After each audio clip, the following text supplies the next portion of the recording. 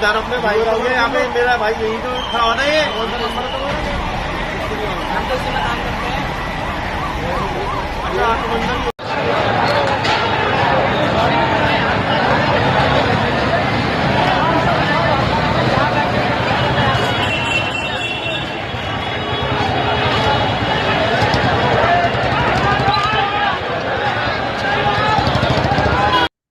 नमस्कार सभी मेरे देखने वाले श्रोताओं को मेरा हार मेरा नमस्कार। मैं हूं हिमांशु निर्बाण और आज हम बात करने जा रहे हैं 10 नवंबर 2025 को दिल्ली में हुए भीषण कार विस्फोट की। इस घटना के राष्ट्रीय सुरक्षा पर क्या प्रभाव पड़ा है और इसके पीछे पाकिस्तान की खुफिया एजेंसी आईएसआई का हाथ कैसे हो सकता है। आज हम इस पे बहुत ज्यादा गहराई से हम चर्चा करने के लिए आपसे जुड़े हैं। तो सबसे पहले मैं आपको आपने सभी श्रोताओं को बताना चाहूंगा कि कल 10 नवंबर 2025 को दिल्ली में क्या क्या सिलसिलेवार चीज हुई। 10 नवंबर 2025 को लगभग 6:52 शाम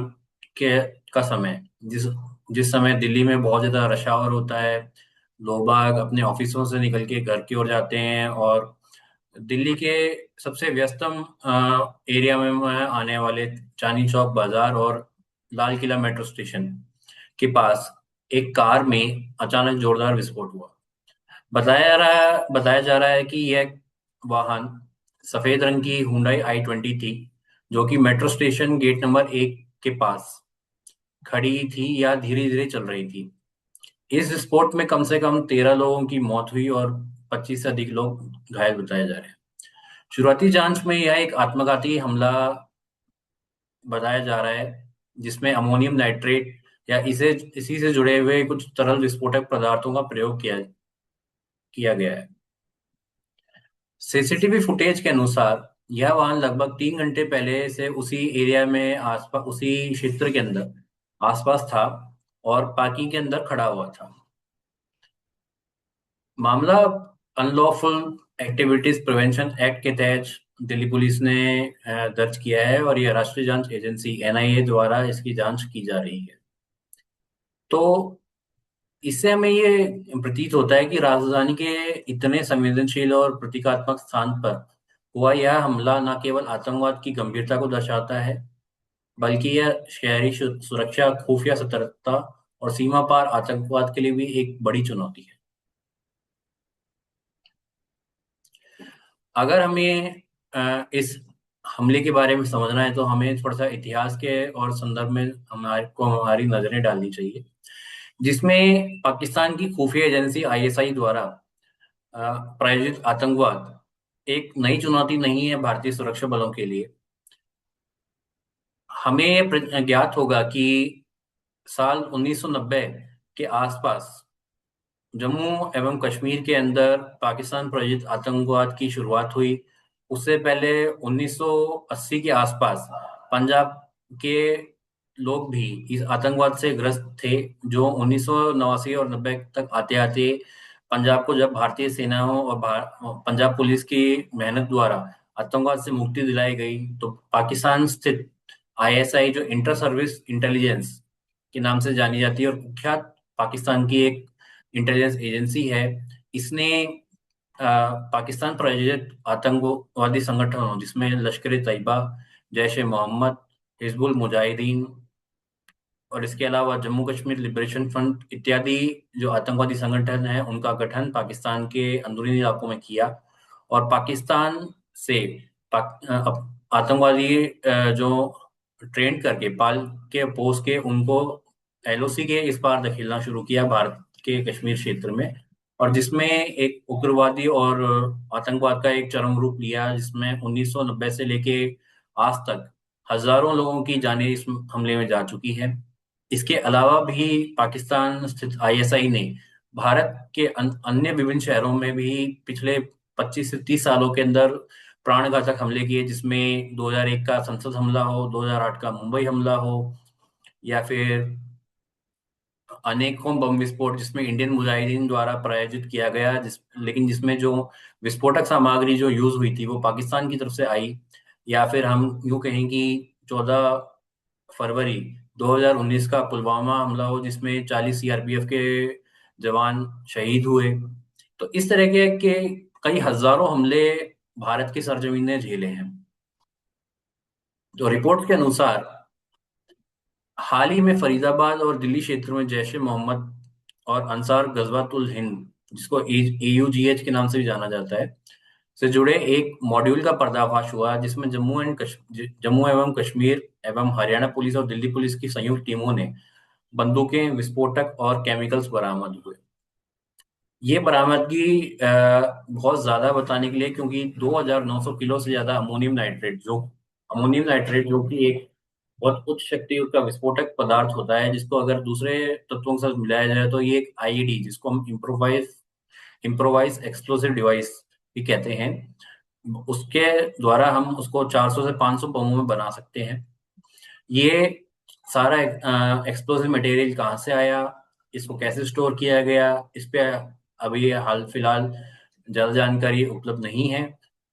पर ये कहना सही होगा कि भारत पाकिस्तान सीमा पर तनाव, पाकिस्तान की नौसेना द्वारा अरब सागर में गश्त बढ़ाना,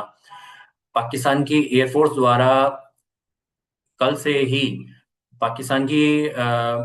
एयर स्पेस के अंदर जो है एयर पेट्रोलिंग करना, यह सब दिखाता है कि यह क्षेत्र सुरक्षा स्थिति के लिए अत्यधिक संवेदनशील है। यानी हमारे पास एक बड़ा शहरी हमला हुआ, जिससे भारत पाक के संबंधों में तनाव चरम पर है, और सक्रिय आतंकवादी जो संगठन है उनकी तरफ से ये खुलासा भी हुआ है कि ये सभी संकेत देते हैं कि सारा सारा जो हमला है एक क्रॉस बॉर्डर खुफिया सर्विस द्वारा प्रेरित आतंकवादी हमला हो सकता है। तो आइए हम आज थोड़ा सा जानने की कोशिश करते हैं कि ये पाकिस्तान और ISI से के संबंध में कैसे संभावित हमला, इसके सब तार जुड़े हुए हैं, और सबूत और क्या क्या सावधानियां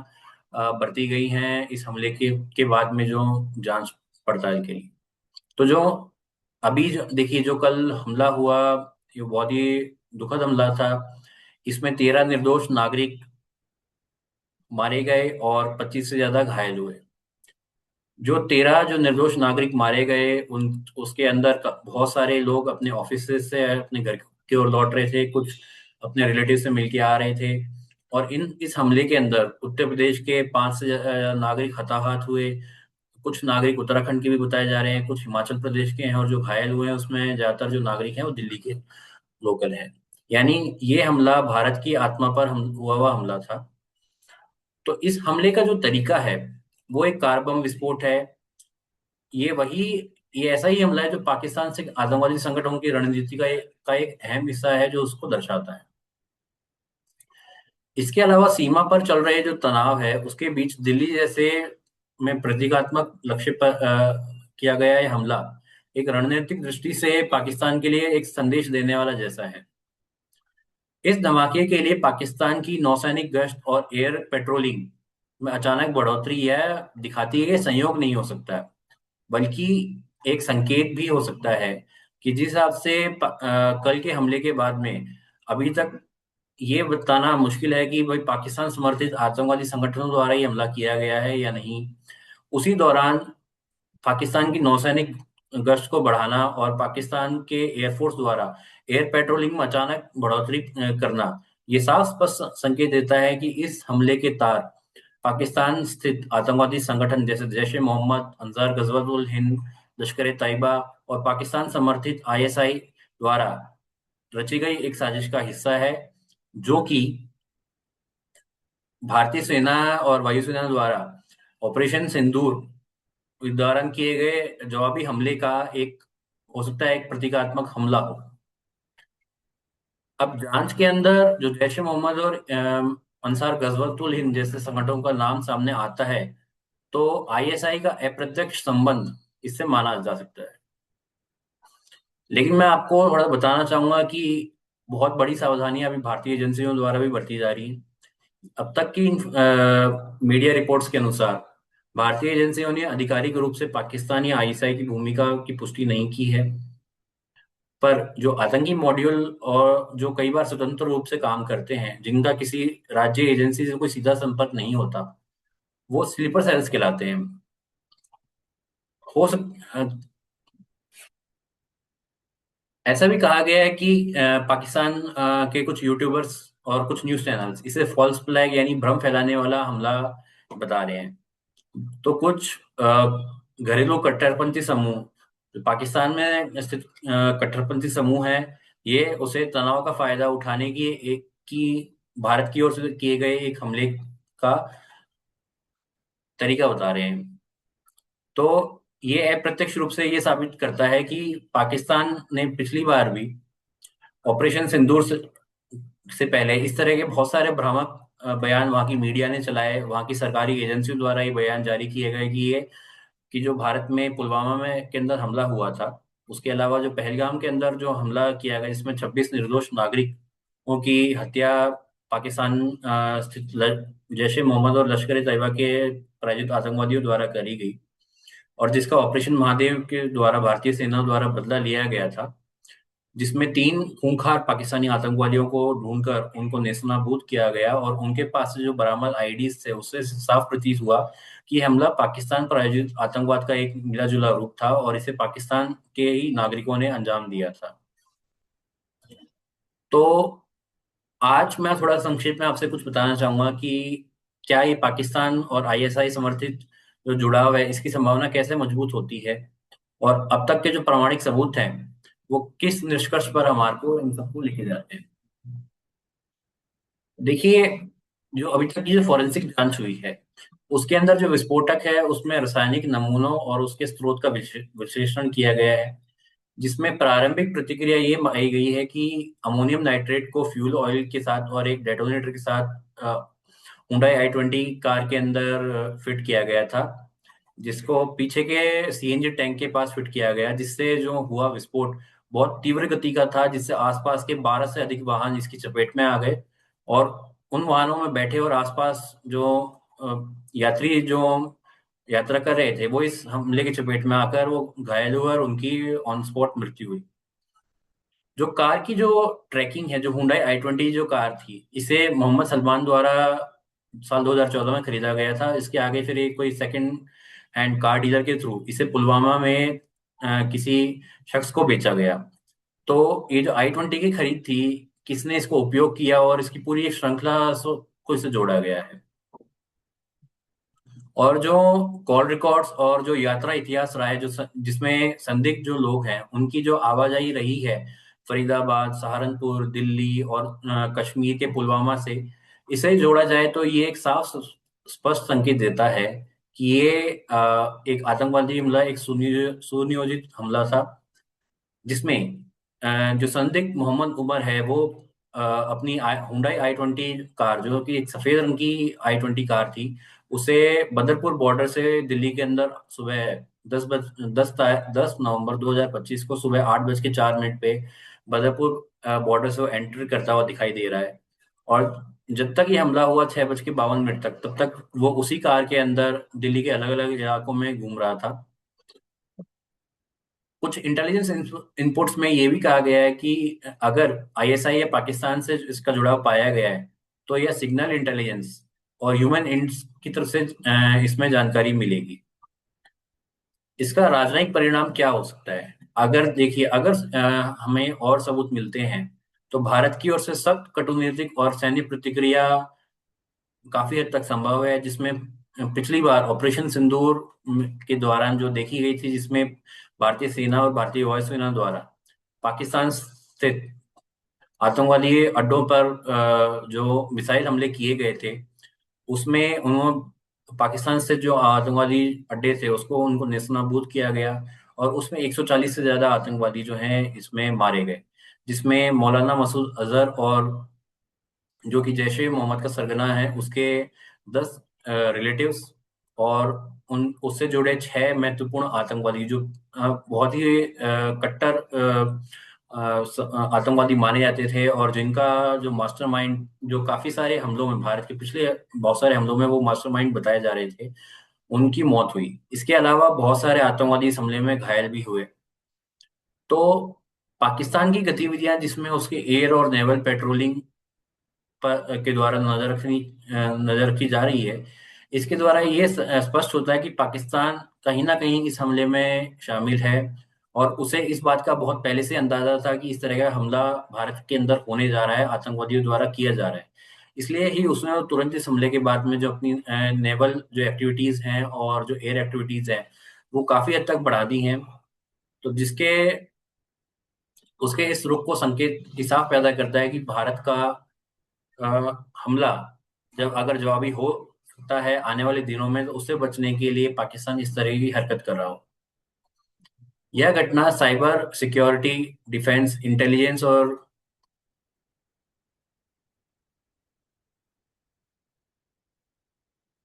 ये हमला साइबर सिक्योरिटी, डिफेंस और इंटेलिजेंस का भी एक मिला जुला रूप है, जिसमें हम काफी दिनों से देख रहे थे कि भारत के हवाई क्षेत्रों में जो विमान आ रहे हैं उनके अंदर जीपीएस स्पूफिंग भी करी जा रही थी, जिसका परिणाम स्वरूप ये हुआ कि दिल्ली स्थित एटीसी यानी एयर ट्रैफिक कंट्रोल ने 100 से ज्यादा उड़ानों को रद्द कर दिया। या जो हवाई यात्री जो आ रहे थे उसके अंदर आने वाले समय में जो उनका जो स्थान था वो परिवर्तन हुआ, और रनवे की जगह उनको खेत दिखाई देने लगे। तो ये जीपीएस स्पूफिंग भी एक जटिल इंटेलिजेंस और एक स्टेट लेवल नेटवर्क का हिस्सा प्रतीत होता है, ऐसा माना जा रहा है। तो आइए अब हम थोड़ा जानते हैं कि भारत के लिए अब क्या सबक है आने वाले दिनों में, और इसका पाकिस्तान और क्षेत्रीय अस्थिरता के लिए कितना बड़ा असर इस पे साबित होगा। इस हमले के तुरंत बाद भारत के बड़े शहरों में सुरक्षा और निगरानी तंत्र को मजबूत किया गया है। पुलिस, एनआईए और खुफिया एजेंसियों के बीच तालमेल और डेटा शेयरिंग पर बेहतर तालमेल बिठाया जा रहा है। सार्वजनिक और निजी क्षेत्रों में सीसीटीवी नेटवर्क, वाहन निगरानी एवं प्रिवेंटिव ब्रेकिंग पर काफी हद तक काम किया जा रहा है। सीमा सुरक्षा और समुद्री निगरानी को खासा बढ़ाया गया है। अब थोड़ा सा हम ये जानने के लिए कोशिश करते हैं कि इसका पाकिस्तान पर आने वाले दिनों में क्या असर होने वाला है। देखिए, अगर सबूत सामने आते हैं तो उसे अंतर्राष्ट्रीय स्तर पर पाकिस्तान को भारी आलोचना का सामना करना पड़ेगा, और उसको बहुत ज्यादा दबाव झेलना पड़ेगा। पाकिस्तान जो काफी समय से एफएटीएफ यानी फाइनेंशियल एक्शन टास्क फोर्स के एक ग्रे लिस्ट और ब्लैक लिस्ट के आसपास वो रहा है, तो उसके ऊपर काफी ज्यादा फाइनेंशियल दबाव है वो बढ़ेगा। जो पिछली बार भारतीय वायुसेना द्वारा और भारतीय सेना द्वारा पाकिस्तान के स्थित सैन्य अड्डों पर जो हमला किया गया था, जिसमें पाकिस्तान के आतंकवादी अड्डों को उड़ाए जाने के बाद पाकिस्तान की तरफ से ड्रोन और मिसाइल हमले भारत के ऊपर किए गए थे,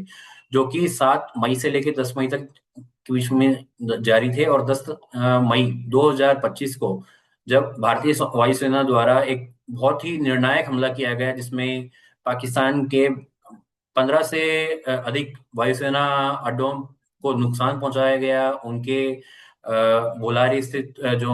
F-16 का बेस था उसको नेस्तनाबूद किया गया। उसके अलावा जैकोबाबाद और जो उसके अन्य हवाई अड्डे थे जिसमें रेमयार खान भी था, उसको ध्वस्त किया गया भारत की ब्रह्मोस और स्कैल्प क्रूज मिसाइलों द्वारा। और भारतीय वायुसेना द्वारा जो सटीक हमले किए गए, जिसमें पाकिस्तान को एक बहुत आर्थिक और वायुसेना को उसको बहुत ज्यादा नुकसान उठाना पड़ा है, जिसमें 7 से अधिक पाकिस्तानी वायुसेना के विमान मार गिराए गए। और उसके अलावा 15 से 16 जो जमीन पे जो इनके विमान जो पार्क थे उनको भी बहुत काफी हद तक भारी नुकसान पहुंचा। इसके अलावा कई इनके ड्रोन बेस उड़ाए गए भारतीय वायुसेना द्वारा। तो इस तरीके का जो हमला है ये ऑपरेशन सिंदूर 2.0, जिसके लिए हाल के दिनों में भारत के रक्षा मंत्री राजनाथ सिंह जी द्वारा और भारत के वायुसेना प्रमुख और भारत के सीडीएस मिस्टर चौहान और भारत के जो सेना प्रमुख हैं जनरल उपेंद्र द्विवेदी, इनके द्वारा भी ये कहा गया था कि अगर पाकिस्तान ने फिर इस तरह की कोई हिमाकत करी तो उसका जवाब बहुत माकूल तरीके से दिया जाएगा। ऑपरेशन सिंदूर 2.0 जो कि होगा वो बहुत कम समय के अंदर हमला होगा, और उसका बहुत विनाशकारी परिणाम पाकिस्तान को झेलना पड़ेगा। पर पाकिस्तान के भीतर भी ये सवाल उठने लाजमी है कि पाकिस्तान अपनी इन आदतों से बाज क्यों नहीं आता है, जब वो एक तरफ बहुत ज्यादा फाइनेंशियल दिक्कतों से उसकी आवाम गुजर रही है, जहाँ पे महंगाई एक अपनी चरम सीमा पे है। हाल के दिनों में पाकिस्तान और अफगानिस्तान बॉर्डर पर भी संघर्ष देखा गया, जिसमें पाकिस्तान और अफगान तालिबान के बीच में सीमा पर झड़पें हुई, जिसमें अफगान तालिबान ने बहुत निर्णायक हमले किए पाकिस्तान के अंदर घुस के, और पाकिस्तान के द्वारा वायुसेना पाकिस्तान की वायुसेना द्वारा अफगानिस्तान के अंदर भीतर भी जो है बहुत सारे मिसाइल हमले किए गए, जिसमें अफगानिस्तान के बहुत सारे नागरिक हताहत हुए। इसे ये दिखता है कि पाकिस्तान के जो भीतर जो उसकी आंतरिक सुरक्षा है, जो इन दिनों वहां पे जो बलूचिस्तान के जो फ्रीडम फाइटर्स हैं और जो तहरीके तालिबान पाकिस्तान है, उसके आतंकवादियों द्वारा जो पाकिस्तान के भीतर हमले किए जा रहे हैं, और इससे पाकिस्तान के अंदर एक गृह युद्ध जैसी स्थिति उत्पन्न हुई हुई है। इस हमले का तात्पर्य यह भी हो सकता है कि जो दिल्ली में जो हमला हुआ है, क्या पाकिस्तान अपने भीतरी जो हमले हो रहे हैं उससे अपनी आवाम का ध्यान हटाकर भारत पर केंद्रित करना चाह रहा है? इसके बारे में भी एक क्षेत्रीय और वैश्विक असर इस पे पड़ना लाजमी है। तो थोड़ा सा मैं आपको ये बताना चाहूंगा कि पाकिस्तान द्वारा किया गया जो दिल्ली में जो हमला था, ये कैसे एक वैश्विक स्तर पर चिंता का प्रतीक बन सकता है। देखिए, भारत के राष्ट्रीय राजधानी क्षेत्र में किया गया कोई भी हमला अंतर्राष्ट्रीय स्तर पर बहुत ज्यादा चिंता बढ़ाता है, क्योंकि दिल्ली के अंदर बहुत सारे देशों के दूतावास हैं, विदेशी कंपनियां हैं, और विदेशी नागरिक वहां पे निवास करते हैं। इसके अलावा अरब सागर में गश्त और एरियल पेट्रोलिंग यह दिखाता है कि अब आतंकवाद का समुद्री और वायु आयाम भी बढ़ रहा है। सूचना युद्ध और जो मीडिया नैरेटिव पर पाकिस्तान को जो नियंत्रण है, यह भी आतंकवाद की एक रणनीति का एक अहम हिस्सा बन चुका है, कि जब भी कोई भारत के अंदर हमला होता है और ये पाकिस्तान द्वारा प्रायोजित आतंकवादियों द्वारा किया जाता है, तो पाकिस्तान की सरकारी मीडिया और पाकिस्तान के जो मीडिया हाउसेस हैं, उसके अलावा जो पाकिस्तान की सरकार है, उससे अपना पिंड छुड़ाते हुए दिखती है, और हमेशा ये कहती है कि उसमें भारत के में जो हुए हुए हमले हैं उसमें पाकिस्तान द्वारा कोई लेना देना नहीं है, और ये भारत की अंदरूनी मामला है, और अगर भारत सरकार पहले हमें सबूत मुहैया कराए उसके बाद हम कोई एक्शन लेंगे। जैसा कि हमें ये ज्ञात होगा कि जब से 2001 का जो पार्लियामेंट अटैक हुआ और उसके बाद के जितने भी, या तो जम्मू कश्मीर के जो लेजिस्लेटिव असेंबली है उस पे किया गया एक आत्मघाती हमला हो जैश ए मोहम्मद द्वारा, या फिर IC-814 का जो हाईजैक हो, या फिर पुलवामा में जो हमला हो, या फिर उड़ी का हमला जिसमें भारतीय सेना के 18 जवान शहीद हुए थे, के अलावा जो जो नरसंहार पाकिस्तान के आतंकवादियों द्वारा जम्मू कश्मीर में वहाँ के जो निवासी हैं उनके द्वारा उठाया गया जो कश्मीरी पंडितों का नरसंहार हुआ 1990 के दशक में, या फिर जो वहाँ के जो लोकल जो अ, लोग थे, या फिर जो भारत के विभिन्न स्थानों से कश्मीर के अंदर जो मजदूर वगैरह गए थे, उनके ऊपर जो हमला हो, ये सारा एक नैरेटिव बिल्डिंग का ही एक हिस्सा है। और पाकिस्तान इससे एक डर का माहौल बनाना चाहता है भारत के अंदर, जिससे वो कश्मीर की अ, जो अभी हाल के दिनों में जो हुई हुई तरक्की है, जिसमें बहुत सारे टूरिस्ट, जिसमें पिछले साल ये कहा गया कि 1 करोड़ से ज्यादा जो है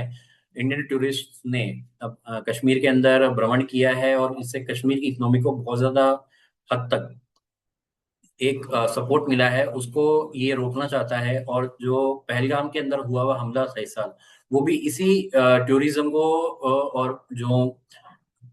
जम्मू कश्मीर की जो अर्थव्यवस्था है उसको पटरी से उतारने का ही एक हमला था। तो जो दिल्ली का जो एक कार विस्फोट है, ये एक चेतावनी है कि यह दिखाता है कि आतंकवाद किसी एक राज्य सीमा तक सीमित नहीं रहा है। हालांकि अभी तक ISI की भूमिका या पर कोई पुख्ता सबूत नहीं है, लेकिन घटनाओं में का क्रम, तरीका और समय यह संकेत देता है कि किसी भारी शक्ति द्वारा इस हमले में भूमिका जरूर इसमें हो सकती है। आप सभी दर और अंत में मैं इतना ही कहना चाहूंगा कि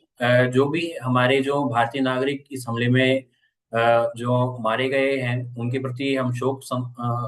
प्रकट करते हैं, और उनके परिजनों को इस शोक की घड़ी में अ, हम उनके साथ खड़े हैं। और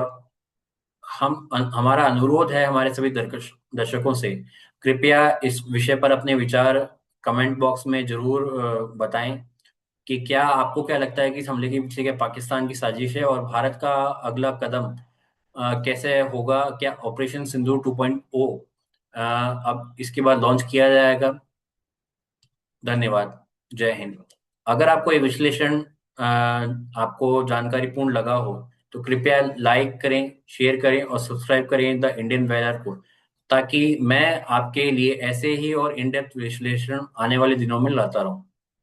बहुत बहुत धन्यवाद। जय हिंद।